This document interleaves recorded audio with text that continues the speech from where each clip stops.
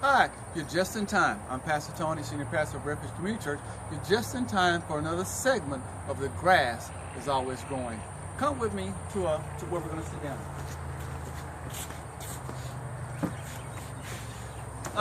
This is a Grass is Always Growing segment. Recently, we just had a men's fellowship, and I was actually being contacted by some of the men that they would actually like to go over some of the things we looked at. So we're actually going to do a Grass is Always Growing segment over the same passage that we looked at in our men's fellowship in our breakout service. The scripture is found in Proverbs 27, verse 17. Proverbs, verse 27, verse 17. And remember, when we look at scripture, we look at who, what, when, where, and woohoo! Who, what, when, where, and woohoo! Those are the things that we actually look at when we look at scripture. Remember, we look at it first in an objective manner before we try to interpret or pull out any revelation from it. But like I said, this is the passage of scripture that we actually looked at in our breakout service for our men's fellowship group. So I'm actually going to read the passage right now, Proverbs 27, verse 17. It says, iron sharpens iron, so a man sharpeneth the countenance of his friend. Read again. Iron sharpens iron, so a man sharpens the countenance of his friend. So, who is involved in this passage? Well, firstly, it would be the man.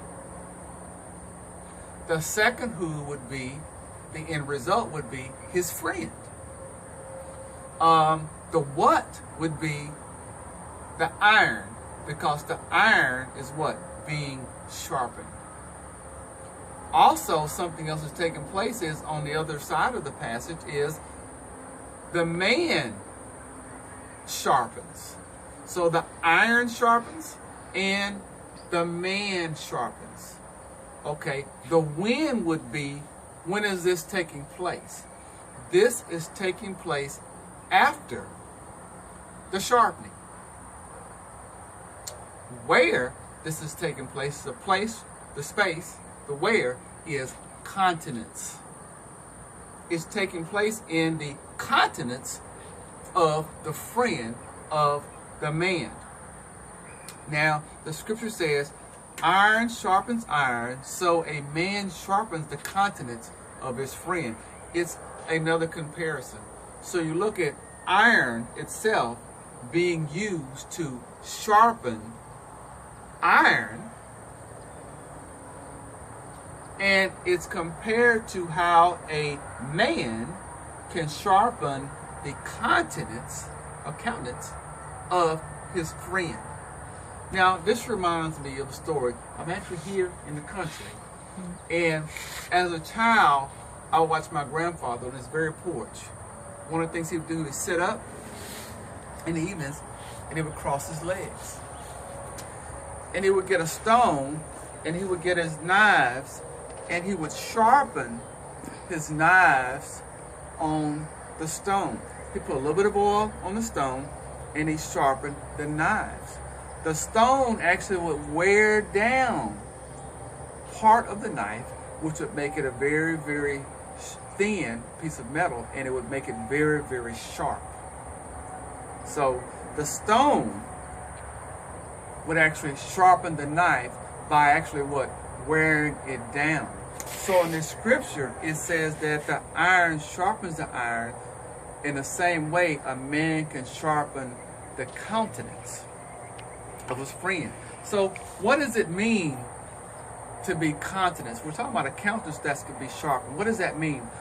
A countenance can be a person's or a friend's demeanor. It could be their mental composure, their look, their expression, mood, emotions, character, or appearance. So you yourself can affect all those things in your friend. You can sharpen your friend's demeanor. You can sharpen your friend's mood, emotion, or character in the same way that iron sharpens iron. And that would be the woohoo factor, is we can sharpen the countenance of our friends, so our friends can receive the same benefits that the iron received by being sharpened. Why is it important to be sharpened? What does it mean to be sharpened? When something is sharpened, it's keen. It's keen for action or purpose.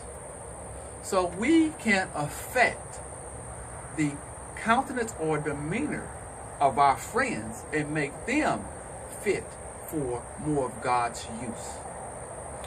This has been The Grass is Always Growing, Proverbs 27, verse 17. Remember, we care.